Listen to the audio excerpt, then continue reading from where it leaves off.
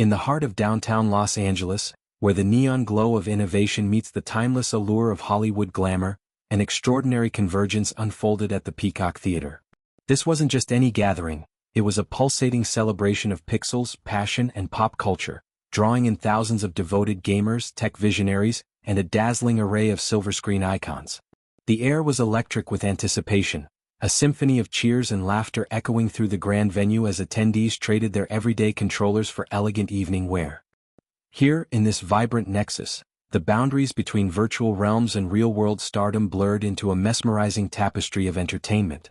At the core of this jubilant affair stood the 11th Annual Game Awards, a spectacle often likened to the Oscars but infused with a uniquely irreverent spirit.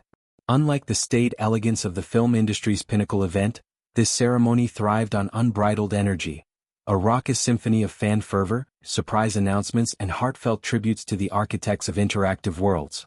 It was a night where industry titans rubbed shoulders with everyday enthusiasts, all united by a shared love for the boundless possibilities of video games. The Peacock Theater, with its soaring ceilings and state-of-the-art acoustics, served as the perfect stage for this fusion, transforming into a living, breathing portal to imagination. As the evening progressed, it became abundantly clear that the worlds of gaming and cinema were no longer parallel universes but intertwined destinies. High-profile adaptations like the gripping survival saga of The Last of Us, the blocky adventures of a Minecraft movie, and the whimsical platforming of the Super Mario Bros. Movie had paved the way for this cultural crossover. These projects weren't mere cash-ins on beloved franchises. They were bold bridges connecting narrative depth with interactive storytelling, inviting audiences to not just watch but participate in epic tales. It was against this backdrop that a veritable menagerie of Hollywood heavyweights descended upon the event, each bringing their charisma and star power to amplify the excitement. Leading the charge was the stellar ensemble from Paramount's forthcoming adaptation of Street Fighter, the legendary arcade brawler that has captivated generations since its 1987 debut.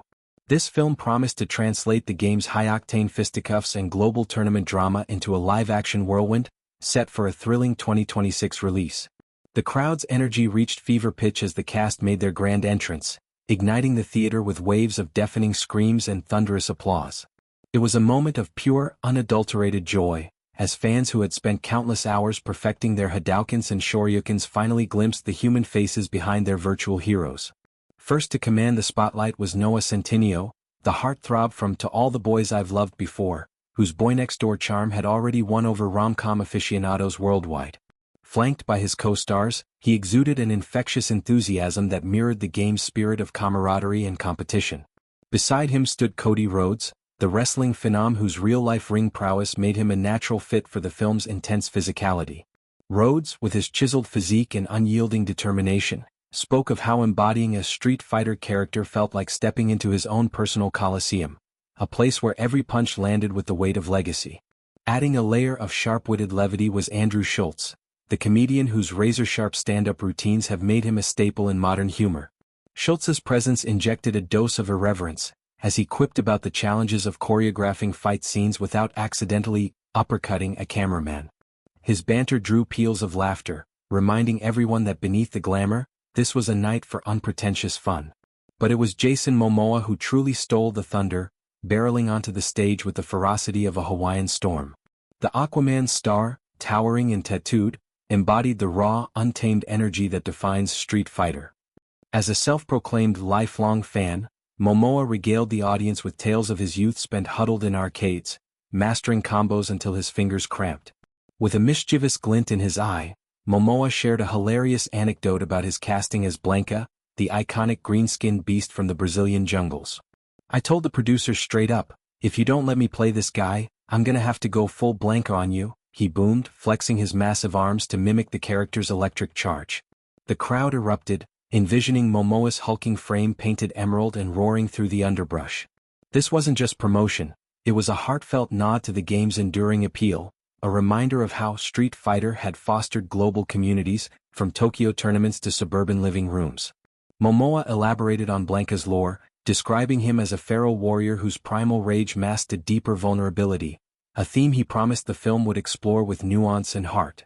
As he demonstrated a mock electric bite, complete with exaggerated sound effects, the theater vibrated with delight, proving that Momoa's larger-than-life persona was the perfect vessel for such a wild role. The excitement didn't wane as the night unfolded. Later, Gemma Chan, the luminous talent from Crazy Rich Asians, graced the stage with her poised elegance to unveil another bombshell, the casting of Lenny Kravitz as the chief antagonist in the eagerly awaited 007, First Light. Chan's introduction was a masterclass in suspense, her voice dropping to a conspiratorial whisper as she described the game's shadowy espionage world, where gadgets meet grit in a reimagined Bond universe. The reveal of Kravitz sent ripples of shock and awe through the audience, his name synonymous with soulful rock anthems and effortless cool. Kravitz himself emerged like a phantom from the mist, clad in a bespoke mustard-yellow suit that evoked the opulent chaos of his character, Bomba. Beneath the jacket peeked a snakeskin tank top, a subtle nod to the serpent-like cunning of this African black market overlord. With 4 Grammy wins under his belt, Kravitz brought gravitas to the role, his baritone voice weaving Bomba's philosophy into the fabric of the evening. Where others see chaos, Bomba sees freedom, he intoned, his eyes locking onto the crowd as if sharing a forbidden secret. He painted Bomba as a wild, unpredictable ruler, a man whose empire of illicit trades thrived in the underbelly of global intrigue. Kravitz delved into the character's psyche, discussing how Bomba's unorthodox moral code challenged the suave certainties of James Bond, promising twists that would keep players and viewers on the edge of their seats. His performance wasn't mere announcement, it was a teaser trailer in human form, blending Kravitz's musical heritage with the high-stakes drama of spy thrillers. Fans buzzed with speculation, imagining sultry jazz scores underscoring Bomba's machinations, a fusion that could redefine the franchise.